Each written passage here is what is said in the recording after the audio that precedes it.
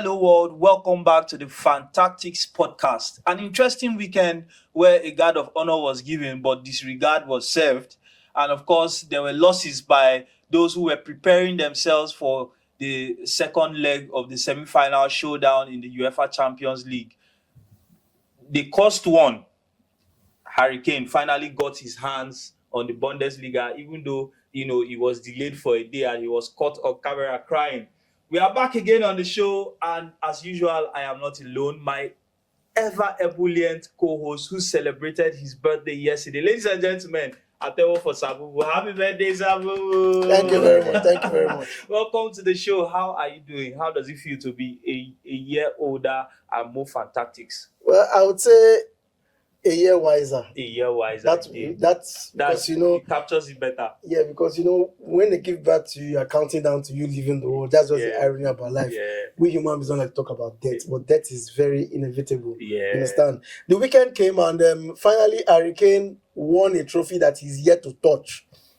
Yes, but at least it has been accounted to him. Yes, as a trophy. And a team that thought they could finish second is likely going to finish in fourth if they don't put their house in order. Tell me about it. Yes, because they lost for no reason. Okay. Before we dive into that, guys, I know you already have cited our guest on camera. Ladies and gentlemen, we have in the building with us an analyst, a catalyst, and a great sports lover. HOD, welcome to Fantastics Podcast. Thank you very much. It's a great one to be here. And we hope to really delve into the main matter, even though I'm very, very interested. And we have a whole lot of loss. Definitely, I'm one of the happy ones. Okay. Normally, Fantastics is a neutral football show, but this thing you just said made me want to ask, do you want to tell the fans which club you support? Okay, I would say whether I like it or not, even though we are not performing so well, I will always support the Blues. Yes, Blues. Chelsea fan. Okay. I think this is the first Chelsea fan we have on the show. So HOD, welcome. It's not a Chelsea podcast. It's a Fantastics podcast. So we'll be diving into the matter. So welcome to the show again. It's a pleasure to have you. Sabubu, tell us, how was the weekend at a glance? Well, the weekend saw Man City winning against Wolves. They started the weekend in the Premiership. They beat Wolves by 1-0.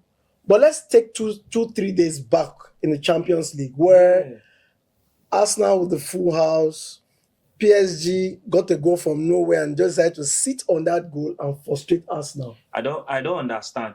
HO, did you agree with that assessment? In my own objective opinion, I'm going to say that I think Arsenal were actually, I wouldn't say fatigue, but I think they got more than what they bargained for. So I don't think they were not really in for it.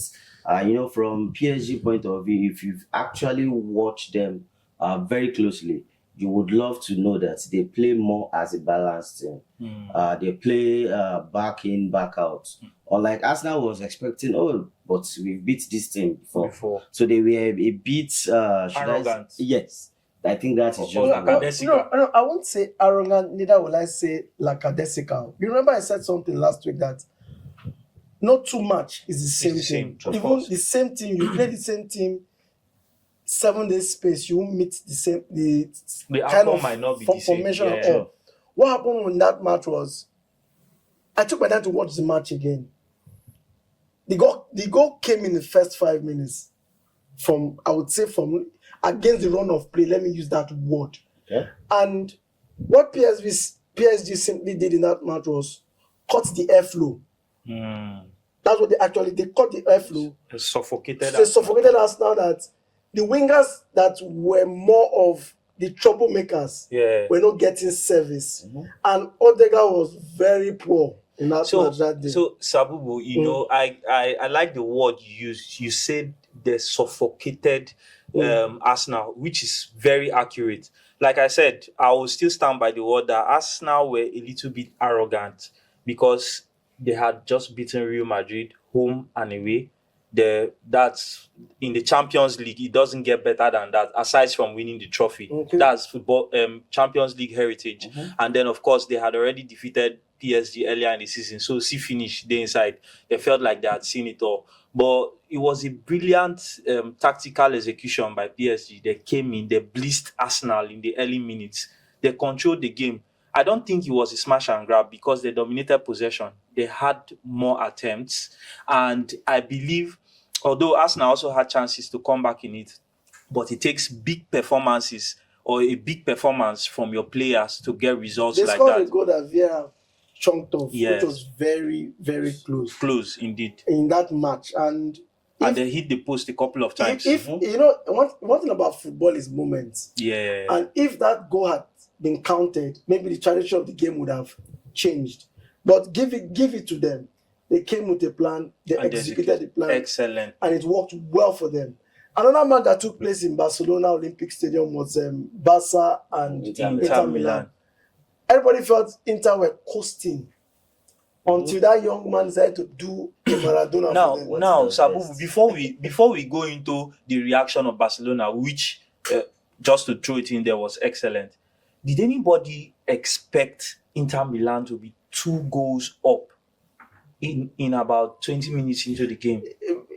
We didn't expect it one because it's as if you flipped it. It was like Inter were playing like Barca. Barca was playing like Inter. Well, I think my own objective point of view, Inter came there, went there with a very game plan. They knew what they were doing. So I think Barca were just caught unawares. If you've watched Inter over and over, they've always played massive attack, massive defense. It was a different ball of game they were playing that day. They were into more or less like a conservative point of game.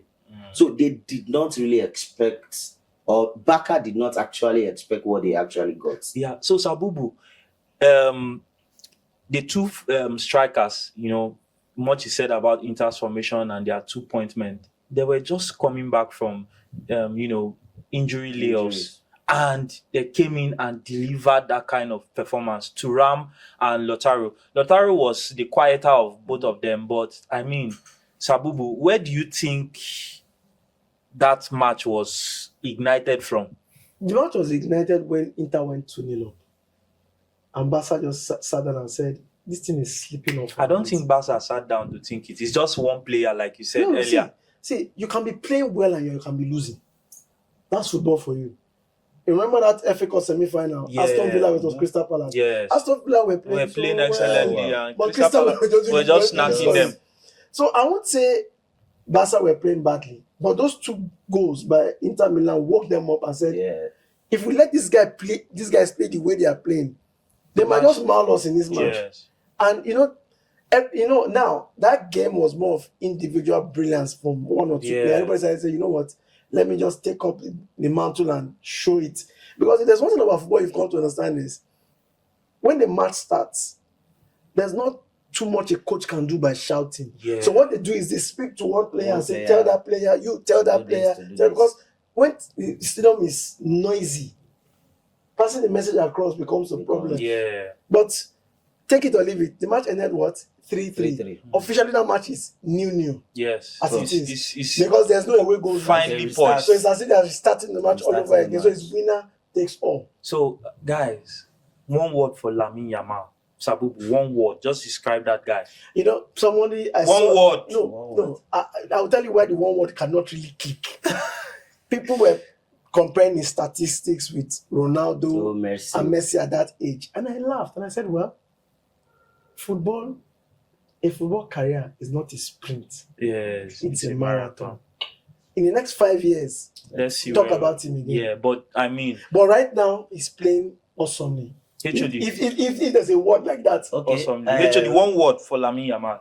It's a combination of what I've actually used. I would say Messi Pro Max. Messi Pro Max. That's serious. A lot of pressure on the young man, but it just builds up the excitement. So, we just have to wait and see what happens Tuesday and Wednesday of this week in the Let's second talk leg. about the Europa the Europa and the Conference League delivered excitement also. In just 2 minutes. Yeah. United, none of us gave United a chance against Atletico. I definitely didn't. But apparently, United scored first. Bilbao were playing well. The red card came in and scattered the whole thing. Yeah. Now, I don't know the miracle they want to do at Old Trafford, but is a gate pass for United. I think Bilbao can count themselves out of the final already. It's painful, but football is still football. They might mount something of a comeback, but I don't see them overcoming. United have been playing with a different kind of spirit and mentality in that competition. I think they know how important getting into the Champions League via victory in the Europa will mean for their transfer business, their ability to attract quality players, and PSR. So those guys are not playing. They are not playing. And Tottenham also. Well, I think you just actually said it all. My Manchester United, they are playing with a whole lot of spirits when it comes to Europa League. I must be very sincere with you. And I think what really adds the flavor is Champions League qualification. Yeah, so they have that mentality, and for me, I don't like to try as much to write off anything. Yeah, of course. I think Bilbao just need to just play for their pride. Just for then another match that I still don't understand how Spurs allowed Bodo Glimt to score. I still don't understand why. You don't know Bodo Glimt. You know why? Do you watch them against Lazio? Yeah. The first leg they blew. If that match was just God that saved them. I was actually predicting that Bodo would do a number on Spurs. The irony about it is, can that defense hold up those guys in the return leg? That's another thing. They play in an old-fashioned stadium that looks like Fulham or QPR stadium. Those compact stadiums very narrow. So they will come at you. And the crowd is very close. And if Spurs don't score in that match, they're going to be in trouble. Well, I think Spurs, the only thing they just need to do, they just have only one business. Just keep scoring. Well, I think one of Ange's, the hallmark of Ange's tenure is, they are reckless. They play reckless attacking football. True. So he should just be banking on scoring more goals than the opponent. True. And pray that the defense can do something about what Bodo will throw at them. Then the Conference League, let's just run on that. Chelsea won away from home. Yes. So let's hope they don't capitulate. I don't see, barring any spectacular collapse. So that one is settled for them. I think it's a gone. The second semi-final is where everybody wants to see. It's more like a Europa match where Betis and Fiorentina. Betis won the first leg, 2-1, right? Yes. The return leg in Florence. It's going to be close. Very, very hot. So let's go to the Premiership over the weekend. City won 1-0. They've cut the gap to Arsenal to 3 points. Then on Saturday, Aston Villa won against Fulham to boost their chances of qualifying for the Champions League. Everton decided to throw away a lead to Ipswich has been relegated. Then Leicester City, the battle of the relegated teams. They won 2-0. I told you those boys will be playing just for pride and to entertain their fans. Arsenal against Bournemouth, they started well and decided to give Bournemouth their first win. In how many games? Well, then in Spain, we've always said Atletico are not serious. They ended up playing a goalless draw. Then Real Valladolid and Barcelona.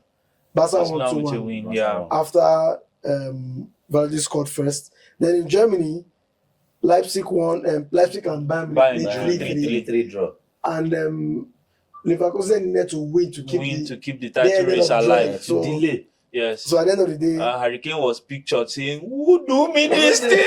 They don't want to leave me wake up." Then Borussia Dortmund beat Wolfsburg 4-0. 4-0. Wow. Then in Italy, Napoli. I told you, Conte has smelled blood. Wow. They are not playing. They're not beating teams 2-3-0. Nick it. They won 1-0 to Lecce. Inter beat Hellas Verona 1-0. PSG decided to deceive people by losing to.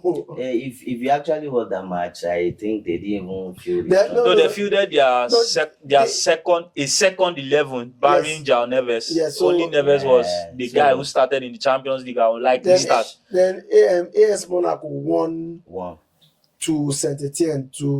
They're trying to cement that second place by all means.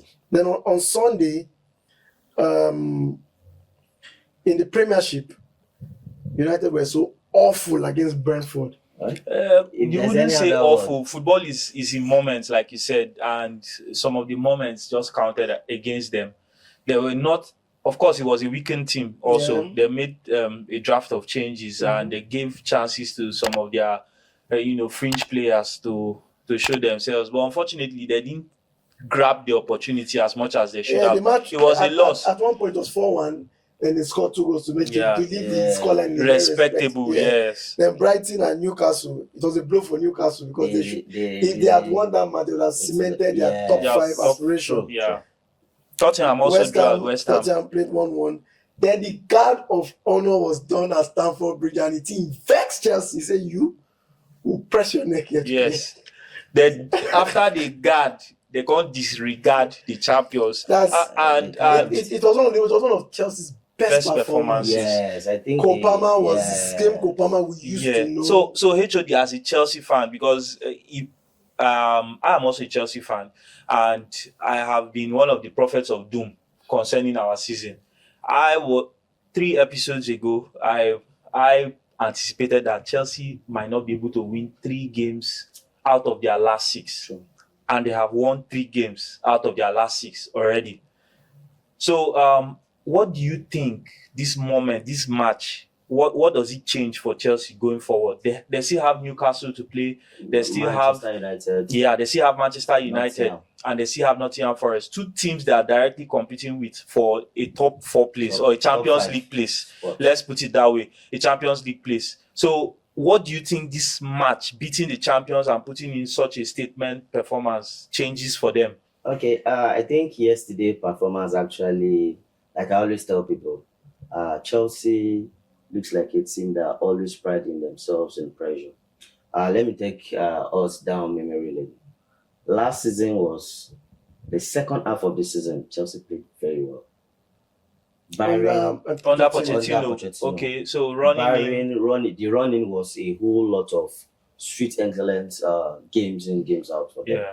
So I believe they always pride in themselves, trying as much to play well under pressure. So using yesterday's match as a yardstick, I see them trying as much to get the maximum points if they actually played the way they played yesterday. So it was a different set of play. So just a quick one. What do you think? How many points do you think they can pick up from those 3 games? The next 3 games. For those 3 games, I see them winning 2-1 draw. 2 wins, 1 draw. If you were to hazard who and who they will be able to beat and who they will draw, definitely they will beat Manchester United. Okay. They will have the vigor to also beat Newcastle, which is the next match. Okay. They're Nottingham might be a draw. All right, ladies and gentlemen, you heard it here first. It has been, a discussion of what's been, and what has happened. Sabubu, I think we'll just take a short break, and when we come back, we are going to be dissecting the fixtures that are going to play out this week. Don't go anywhere. It's going to be interesting. It's going to be fun. And guys, if you know you are not following us yet, you are wrong. So do the needful. Go to come. The Champions League has 2 crucial games for Tuesday night and Wednesday night. Crucial return games. Return. I don't feel they are more of return games. I feel they are still finally poised. They are still finally poised. So anything can happen. Because if you say a return match, probably Arsenal beat PSG 3-0, Chelsea beat Arsenal 3-0. It's okay, the return leg, let's see how it goes. But right now, this is more like they are starting. They're still all to play for. They're still all to play for. Inter plays Barcelona, the iconic San Siro. It's a stadium that has brought a lot of memories for even the Barcelona thing. Yeah. Same with Inter. Now the first leg ended 3-3, which was very bizarre. Let me put it like that. It was surprising because we all expected it to be a low-scoring affair. And these are teams that don't concede like goals. that. Yes. Now, HOD, I want to put you on the spot. Inter Milan, Barcelona. Who do you think will qualify? I'm not asking who will win. Who do you think will qualify for the finals? Well, based on the past game performance they actually had, if Inter could actually come out with no hard feelings, like I always say, I see Inter making that qualification. Like I said, making reference to the way they play, because if you've actually followed through Inter very well, I didn't think they actually came out to play that day. So I'm not going to be predicting. HOD has laid that down. So we are going to say let's keep our eyes on his prediction.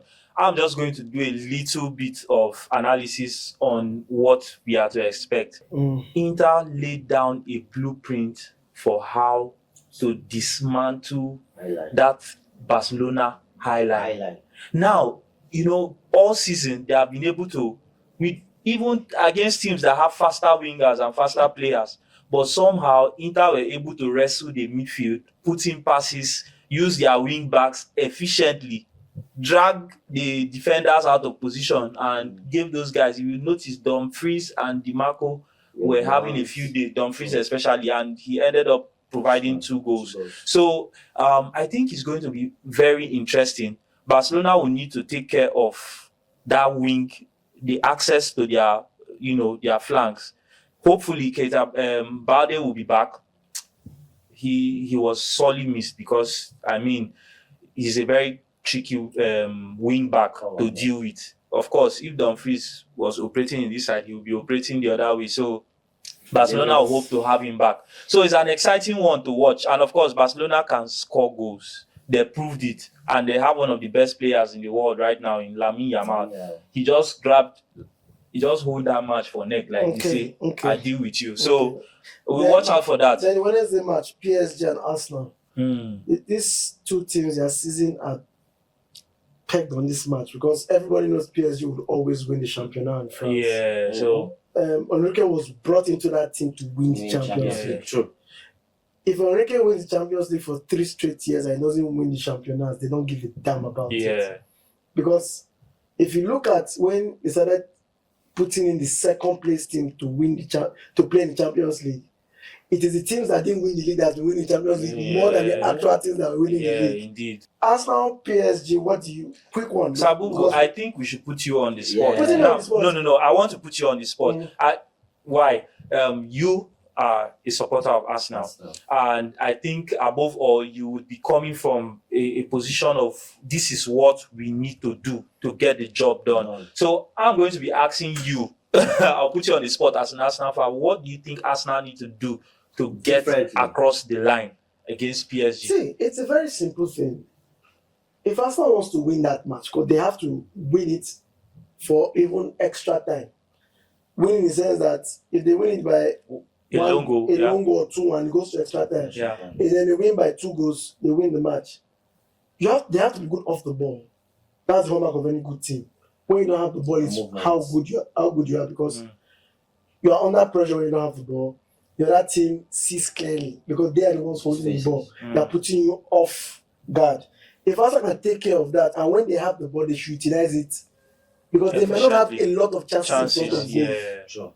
Why? Because PSG might not be attacking them, but might just be conservative.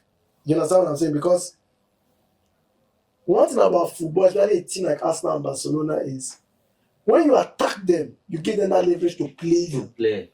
But when you conserve the ball from them, you leave them in frustration. So that's why once you're in front of the goalpost, you must take your chances when you have it. So they have to take their chances in this match.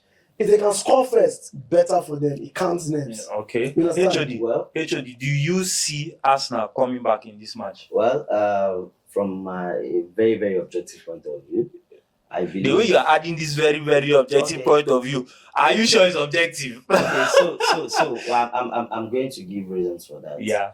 One of the reasons that Arsenal fan actually said they were not really able to play the first leg was that you guys actually missed Partey.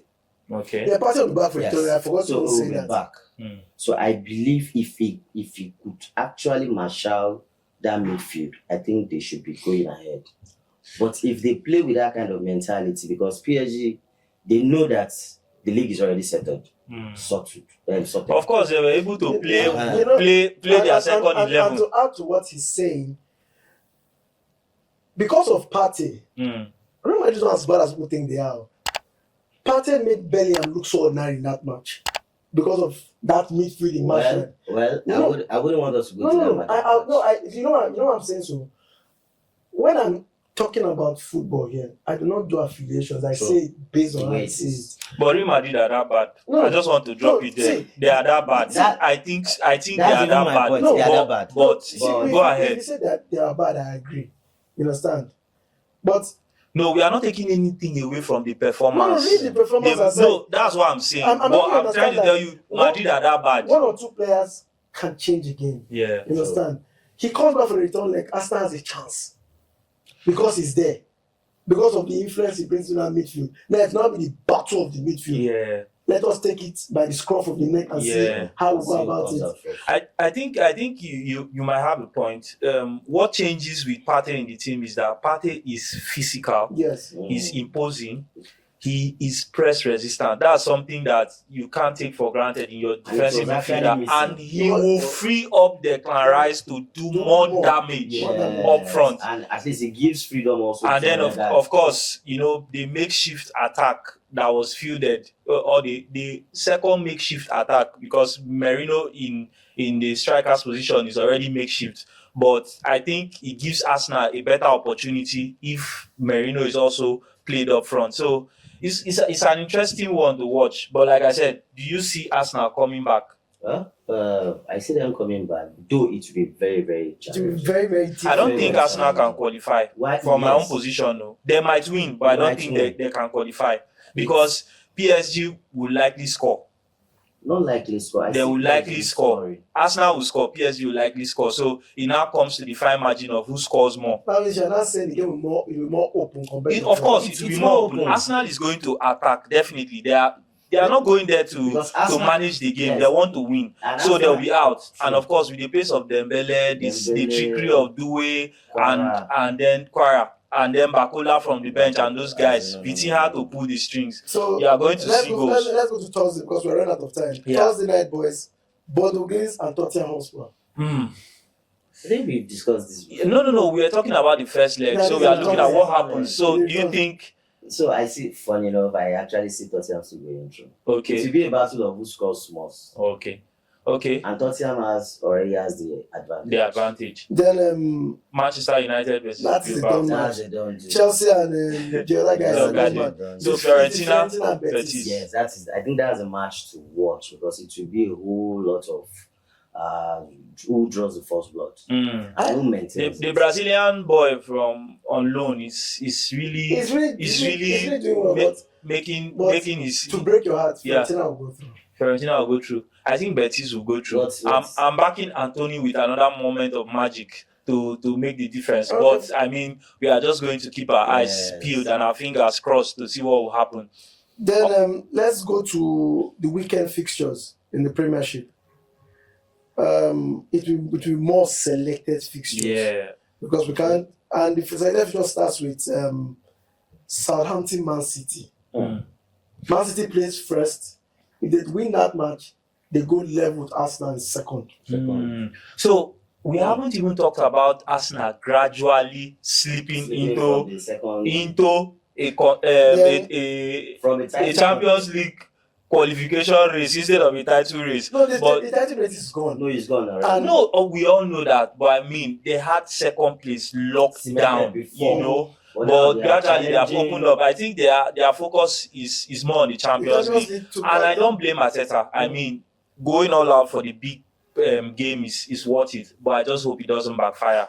Then Villa will take on Bournemouth. Now, Villa has to win this match.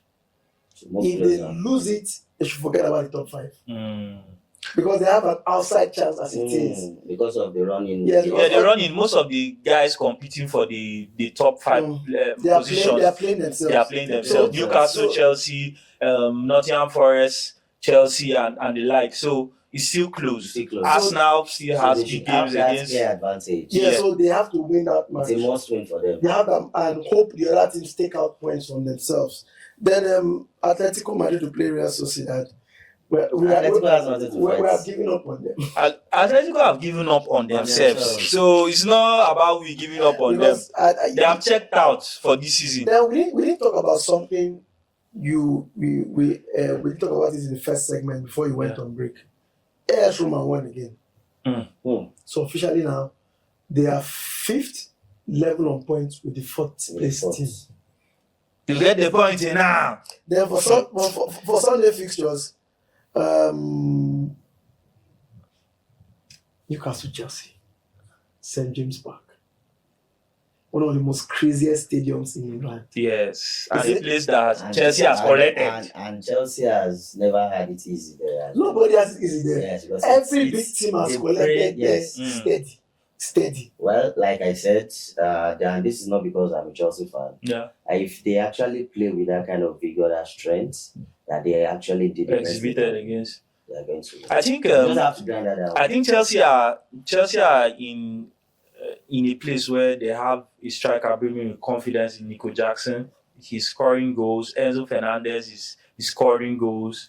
Cole Palmer is looking like his old self. So it's going to be a match where you'll be looking to back Chelsea to get a point, at least a point from Newcastle. I like your sincerity when you say the point, because Newcastle have won the trophy already this season, but they're not calming down on their laurels. Now, another issue I have for that match is Newcastle. I call the team that team their nuisance. They will not be there like they might lose draw to other people once a big boy show up. If you watch their match with Brighton over the weekend, they had 3 penalty calls, which were actual penalties. VAR ruled out the first one, ruled out the second one. The third one, they didn't have the choice to give them. That same team. And City struggled there. Arsenal were beating there. Everybody Chelsea has even the Chelsea were beating there in the League Cup. Liverpool was just by God's grace, they just escaped. I always say it in England after Arsenal, Chelsea is my team. I don't see them winning that match. I think we just have to keep. No, like I said, Chelsea are in a position where they will back themselves to get at least a point. And Newcastle are beatable, actually. I will tell you, they are beatable. But it's just that Chelsea has been so scatterbrained in their approach. Then we have the last Clasico for the season. This match, if Barcelona wins it, they are all but good to become champions. And I don't see how Real Madrid wants to go and win that match. Guys, if Real Madrid, if Ancelotti, because Ancelotti will be looking at bowing out with something of a statement instead of a whimper. So I believe we are going to see Madrid more hungry than we have seen them in a long time. Okay. Trust me. Okay. Carlo won't want to be remembered as the coach that was dropped 3 or 4 or 5 times in Clasico. All this against Fleet. He has not even won. So I think we are going to see them hungrier, more tenacious, and they have a few of their players back from injury. So that could help. But the question is, will they win? Well, it also depends on what happens to Barcelona in the Champions League. If that match goes to extra time, fatigue will start becoming a factor.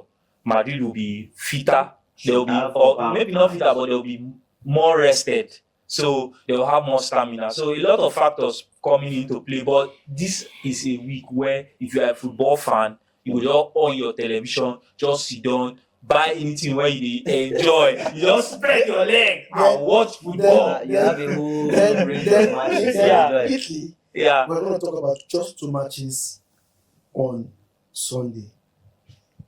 The bogey team. Yeah. Torino will host Inter.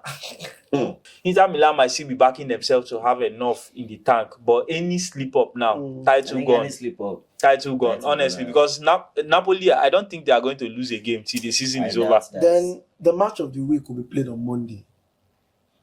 Atlanta would host AS Roma. Nobody talk. Now, let me go back to the Serie A table so you'll have an idea of why how close and how important. Napoli are leading by 77 points. Inter second with 74 points, but Inter has a better goal difference of 40 to 30. So that might save them if they finish on the same points. Atlanta is on 68 points. They are third. Yeah. Remember, on Sunday night, Juventus went away to play 1-1 with Bologna. Yes. So Juventus are on 63 points. AS Roma are fifth on 63 points. The goal difference is Juventus 20, AS Roma 18. Wow. Very close. Then Lazio is on 63 points too. In Goal sixth.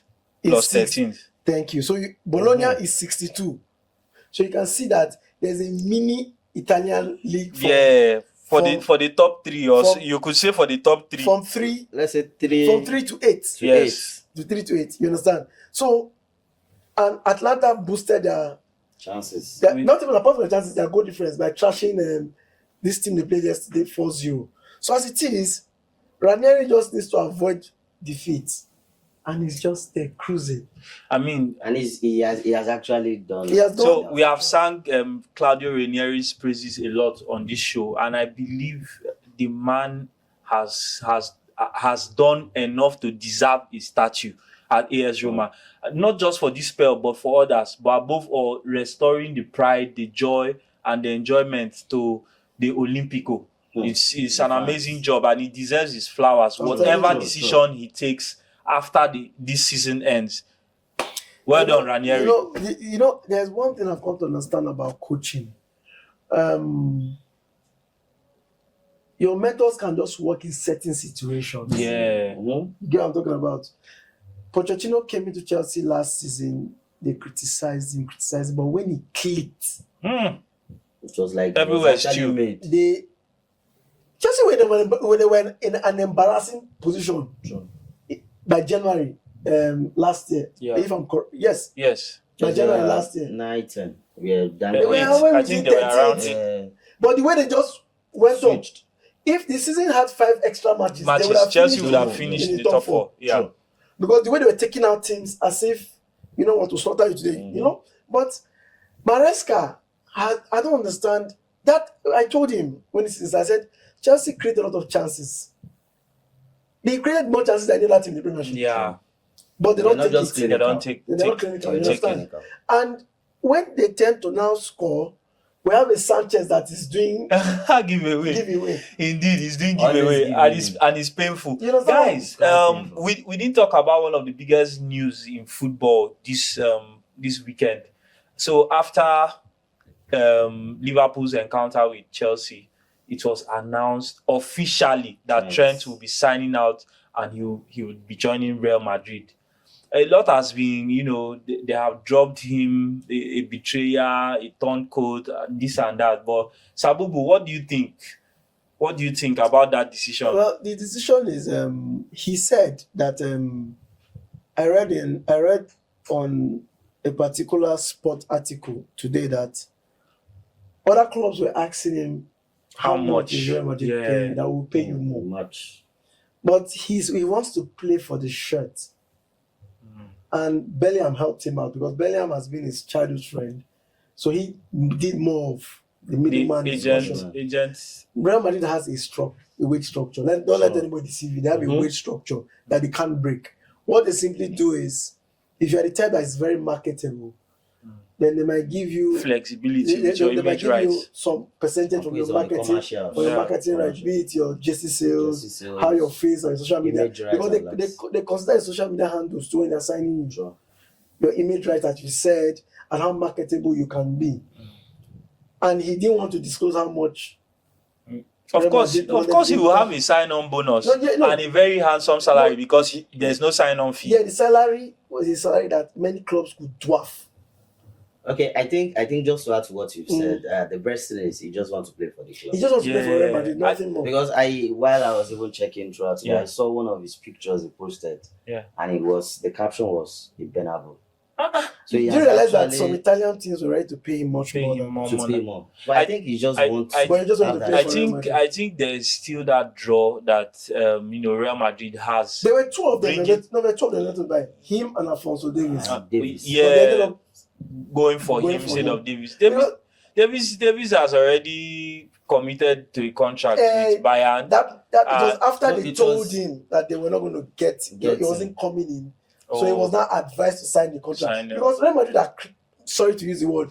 Yeah. Defense. No. I get the one you wanted to use, but they are like that. It's a cartel. What they do is they wait for good players that their Contracts are expiring. and they start talking to you, which is a Directly, breach. yes. And they tell you don't sign. Yeah. Whereas I stay in Lagos, Nigeria, it is what you do, and we just have to say it here. So when we'll be going to shoot an episode in Madrid, you know, go follow us. Guys, thank you so much for sticking with us throughout the show. It has been fun. If you are not following us, go and follow us on social media.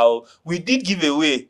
I mean, we rewarded those that commented on our giveaway last week. Watch out. Another one is coming. You won't make me weak. We were weak. No, but don't worry. It's going to be a bigger package for you. Just stay glued. We are counting down to the Champions League final. We are counting down to the finishing stages of the season. So keep it locked down on Fantactics Podcast. Don't forget to like, comment, share, subscribe, so that you will join this community and you make your voice heard. Remember, the show no be we get them. Now the fans get them. Normal. HOD, thank you very much for coming to the show. It was fun having you with us. And of course, I'll allow the octopus of worldwide to speak for himself as we are about to check out. HOD, thanks for coming. Thank we you. Really appreciate you. I hope we see you more on the show. Definitely. Our dear viewers, Mm-hmm. please, me and Renz, we are begging. Invest wisely. I beg you. Invest wisely. It is not Sabubu say it's a straight win. No. I've said my own. They nearly don't arrest me, so I know they talk much again. Until we come back next week with better Lamba, more information, more ginger analysis, and much enjoyment on the show. I rest my case. Stay blessed.